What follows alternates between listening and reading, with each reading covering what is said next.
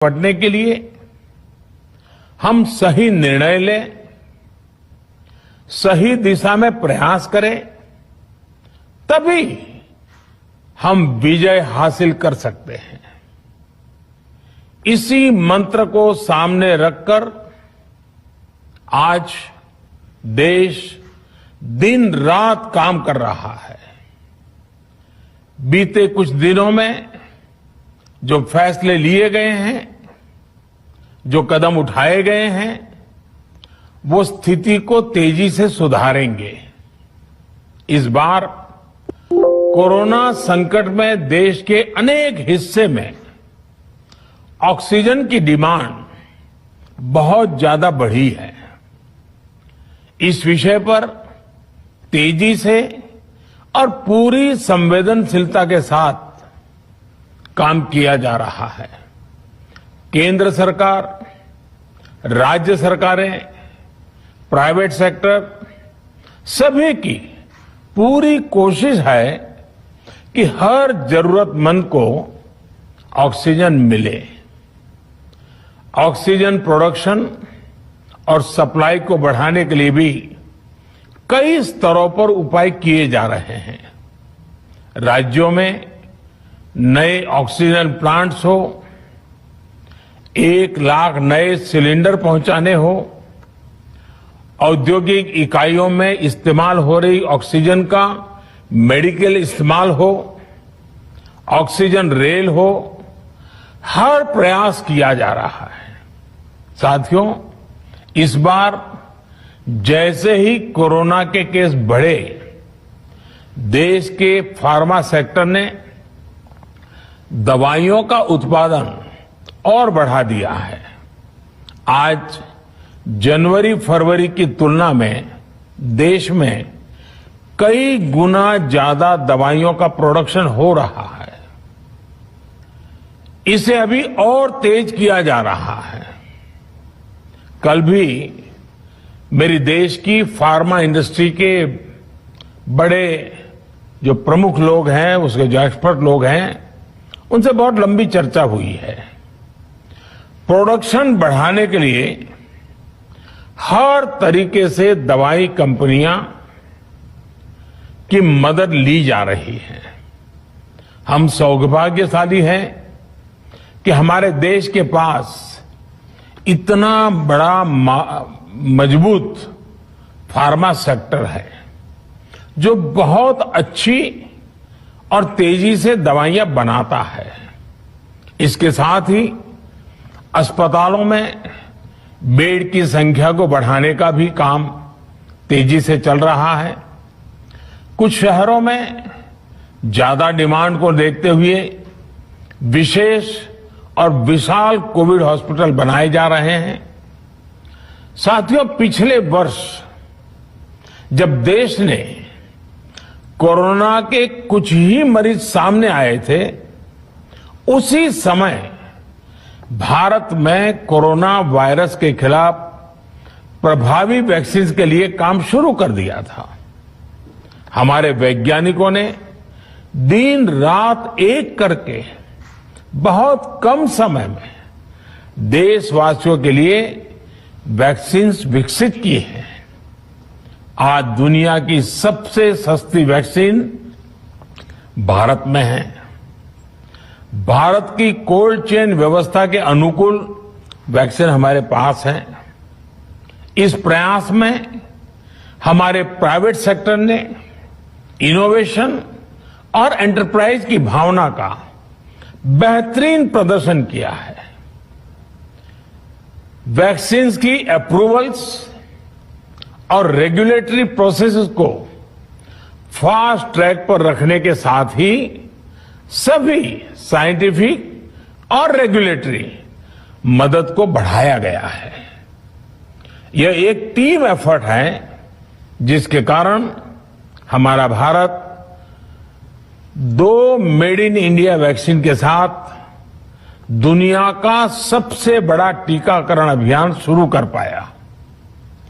टीकाकरण के पहले चरण से ही गति के साथ ही इस बात पर जोर दिया गया कि ज्यादा से ज्यादा क्षेत्रों तक जरूरतमंद लोगों तक वैक्सीन पहुंचे। दुनिया में सबसे तेजी से भारत में पहले 10 करोड़, फिर 11 करोड़ और अब 12 करोड़ वैक्सीन डोज दिए गए हैं।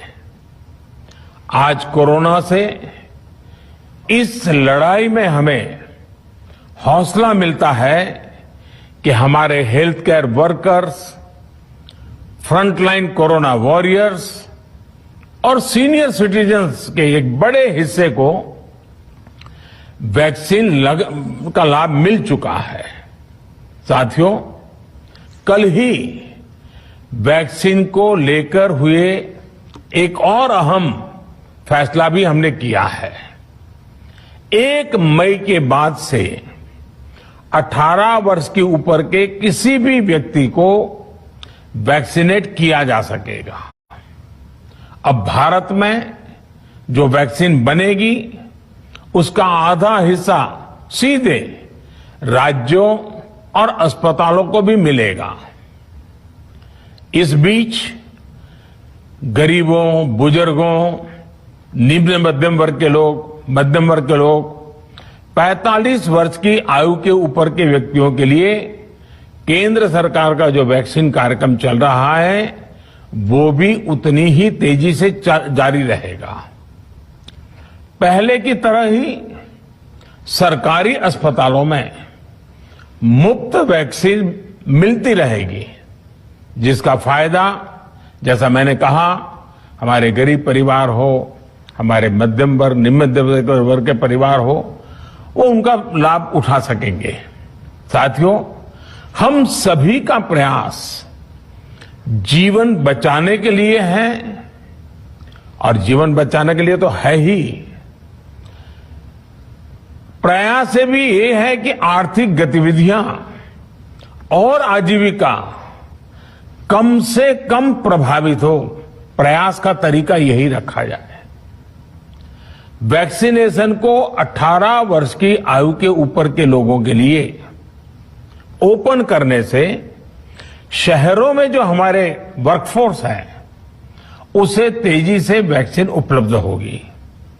राज्यों और केंद्र सरकार के प्रयासों से श्रमिकों को भी तेजी से वैक्सीन मिले लगेगी।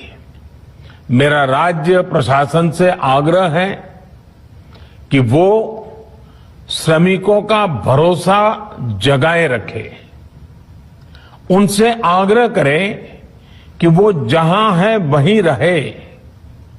राज्यों द्वारा दिया गया ये भरोसा उनकी बहुत मदद करेगा कि वो जिस शहर में हैं वहीं पर अगले कुछ दिनों में वैक्सीन भी लगेगी और उनका काम भी बंद नहीं होगा।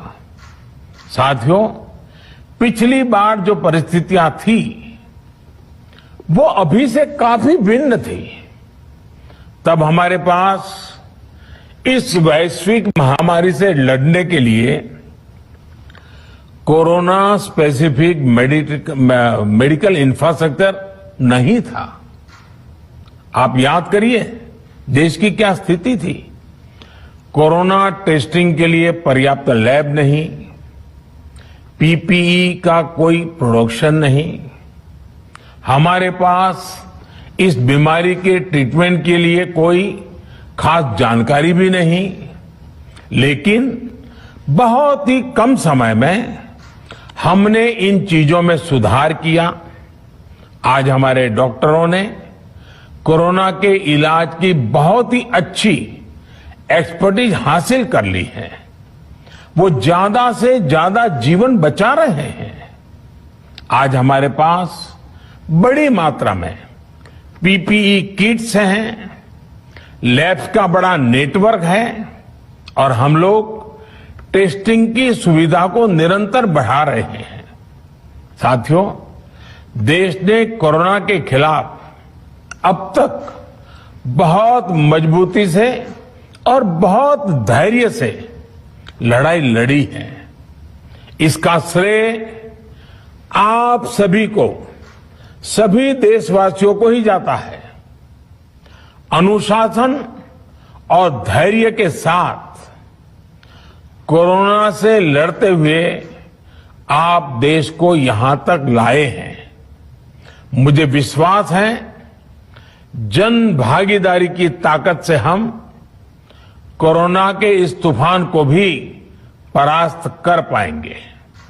आज हम अपने चारों ओर देख रहे हैं कि कैसे कई लोग, कई सामाजिक संस्थाएं जरूरतमंदों तक मदद पहुंचाने में दिन रात जुटे हैं। दवाई पहुंचाना हो, खाने या रहने की व्यवस्था करनी हो, लोग पूरे मनोयोग के साथ काम कर रहे हैं। मैं इन सभी के सेवा भाव को आदरपूर्वक नमन करता हूं और देशवासियों से अपील करता हूं कि अधिक से अधिक मात्रा में इस संकट की घड़ी में देशवासी आगे आएं और जरूरतमंदों तक मदद पहुंचाएं। समाज के पुरुषार्थ और सेवा के संकल्प से ही हम ये लड़ाई जीत पाएंगे। मेरा युवा साथियों से अनुरोध है कि वो अपनी सोसाइटी में, मोहल्ले में, अपार्टमेंट्स में छोटी छोटी कमेटियां बनाकर कोविड अनुशासन पालन करवाने में मदद करें। हम ऐसा करेंगे तो सरकारों को न कभी कंटेनमेंट जोन लगाने की जरूरत पड़ेगी, न कर्फ्यू लगाने की जरूरत पड़ेगी और लॉकडाउन का तो सवाल ही नहीं उठता है, आवश्यकता ही नहीं पड़ेगी। स्वच्छता अभियान के समय देश में जागरूकता फैलाने के लिए मेरे बाल मित्रों ने बहुत मदद की थी। छोटे छोटे बालक, 5वीं, 7वीं, 8वीं, 10वीं में पढ़ने वाले, उन्होंने घर के लोगों को समझाया था, मनाया था। उन्होंने बड़ों को भी स्वच्छता का संदेश दिया था।